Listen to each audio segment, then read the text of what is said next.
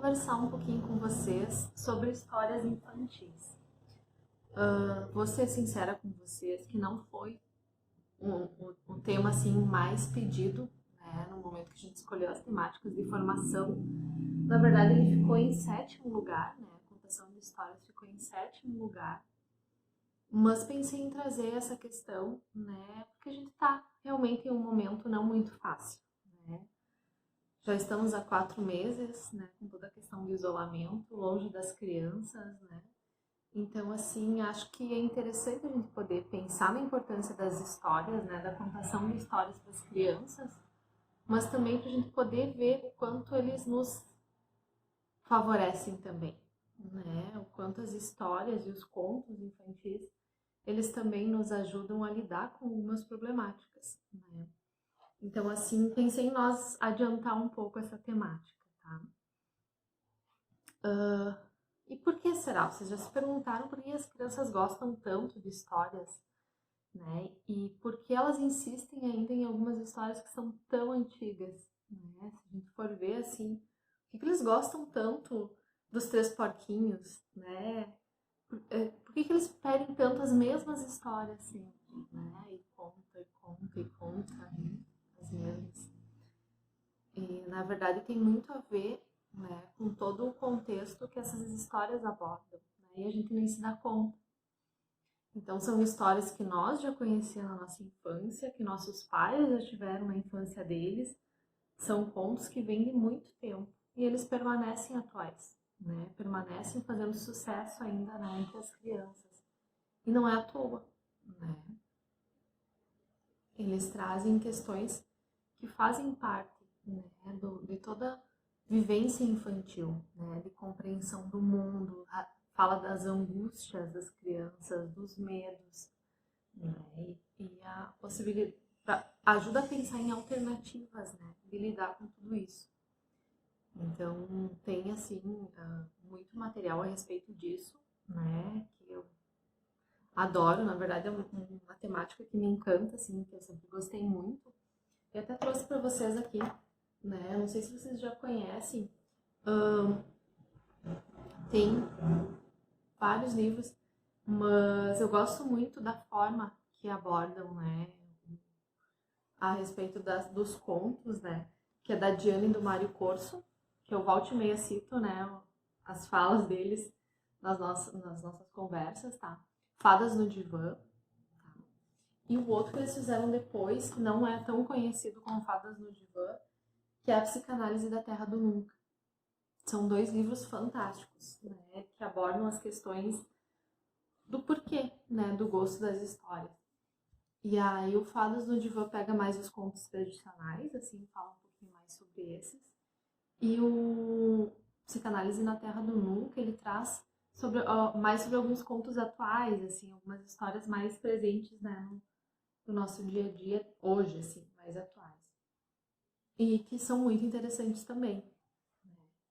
Então, assim, a minha proposta para vocês agora é a gente conversar um pouquinho sobre a importância dos contos, mas de repente a gente poder entrar um pouquinho nesses contos, né, nessas histórias. Só que assim, não tem como falar de todas, né, as histórias. Então, o que eu estava pensando aqui, né, tendo minhas ideias. Gostaria de propor para vocês que vocês mandem, né, que a gente se comunique, então, assim, que vocês me mandem por e-mail uma história que vocês gostariam, né? Uma história que marcou a infância de vocês, que vocês gostariam que, né, falasse a respeito. E aí eu vou trazendo então em vídeos, né, a respeito dessas histórias, né? E o que elas tratam, né? De que angústias que elas falam, né? De que momento da vida. Porque se nós for pegar que nem Patinho Feio, né? Patinho Feio, até não olhei a data de publicação, mas é muito antigo, né? E até hoje continua. Olha quantos livros a gente tem de Patinho Feio, né? E aí muita gente olha, né? E não gosta da história, ou acha ela muito cruel, né? Porque o Patinho passa por várias vivências de rejeição, né? Desde a rejeição materna, então, né? Da pata mãe que chocou o ovo errado, né? Então, e sem ele saber que ele não era dali, né? E, e aí ele sai à procura, né, de um lugar para ele, né? Buscando um lugarzinho para ele. E nesse caminho ele encontra, né, várias situações de rejeição, né, que reforçam aquela vivência inicial dele, até que ele se descobre então um cisne, né, e entende que pertence a um outro grupo, né, um outro lugar.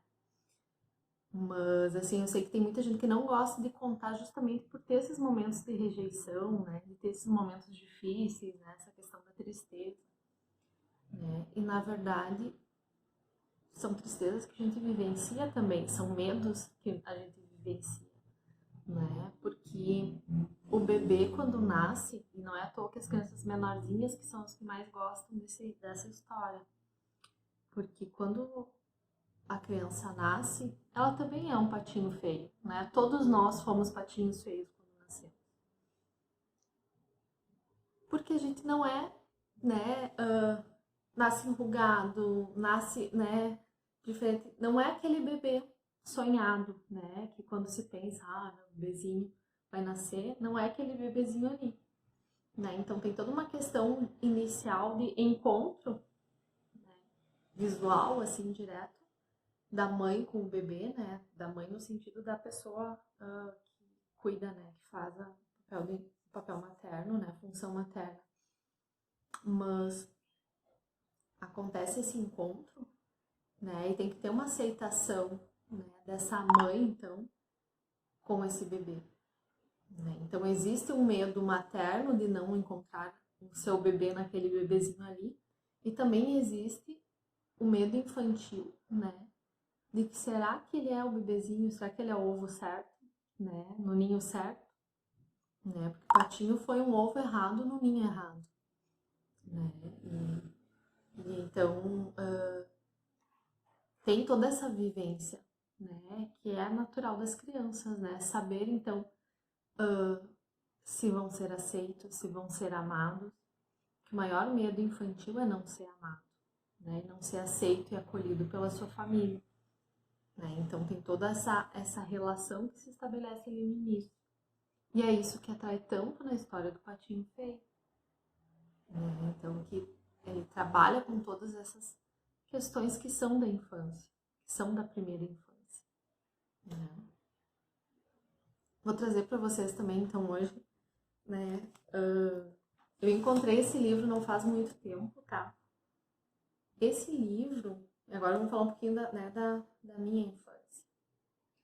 Esse livro ficava na casa da minha avó, que morava no interior de Tupã.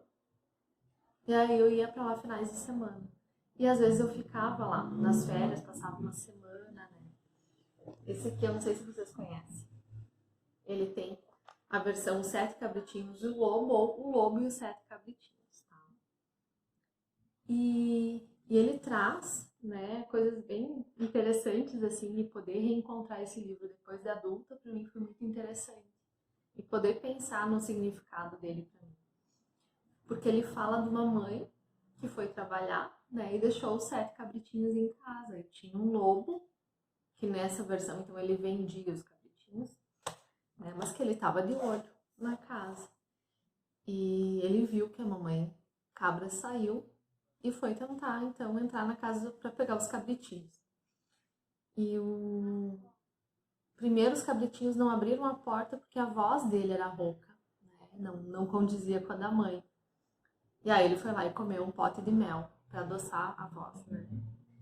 E aí ele voltou, mas eles enxergavam por baixo da porta as patas e viram que as patas não eram brancas como da mamãe, né? E aí então ele foi num moinho, né, e forçou então que colocassem farinha nas patas dele, né, para deixar as patas brancas.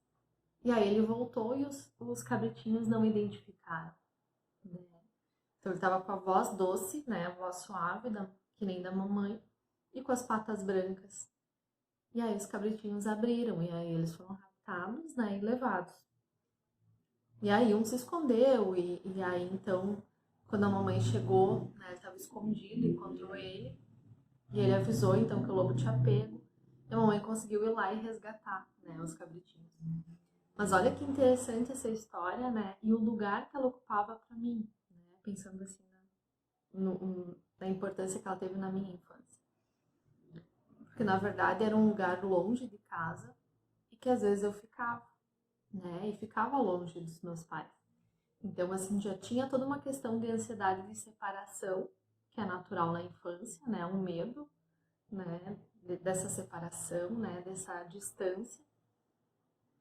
E aí eu tinha essa historinha justamente lá, né? Que falava justamente disso, desse medo, né? Da separação. E também, o que é muito interessante pensar, é que esse livro também já avisa, né? Que o mal se esconde. Então, do mal disfarçado, né? Do mal que nem o lobo, em sua maldade, tentando pegar os cabritinhos, né? Ele foi se disfarçando e simulando, né? Dissimulando, né? Para conseguir chegar no que ele queria. Então, olha que interessante também que aprendizagem nesse sentido esse livro traz. Que o mal nem sempre está com a cara, né? À mostra, né? Nem sempre é visivelmente mal. Existe o mal escondido também, né? E que assustador que isso foi, né, para mim quando lia, né, e para as outras crianças também, imagino quando liam, mas é que é importante também poder saber disso, né? Então, assim, enquanto isso também não me ajudou e quem sabe até me trouxe, né, no que eu trabalho hoje, mas assim, eu fiquei muito feliz quando encontrei ele de novo, coitado, judiadinho, né, todo machucado, mas esse eu quero guardar muito bem. Então, assim, cada história ela traz algo, né? Algo importante para a nossa vida, né? Para nossa estruturação, para nossa organização, né? De medos, angústias. Né? Então, por isso eu achei interessante a gente poder realmente conversar sobre isso nesse momento que está sendo de tanto medo e de tanta incerteza também, né? Então, assim, eu acho que a ideia, né, que eu queria propor para vocês hoje, assim, é essa, né? Me contem, né, sobre que história vocês gostariam de conversar. Quem sabe uma história que foi importante na infância de vocês também, né? Que talvez seja interessante a gente resgatar, né? Entender um pouquinho ela mais e até para quando retornar às aulas, né? Poder passar para as crianças, né? Poder contar essas histórias também, né? Porque uma coisa é certa, quando a gente conta a história, quanto mais a gente está envolvido com ela, quanto mais a gente tem relação com aquela história, né? Mais repleta de significados ela sai. Né? Então, assim, mais significativa ela vai ser para as crianças. O que vocês acham, então, dessa ideia? Vou ficar esperando, então, o e-mail de vocês, né, sobre as histórias que vocês gostariam de conversar, tá? Um beijão!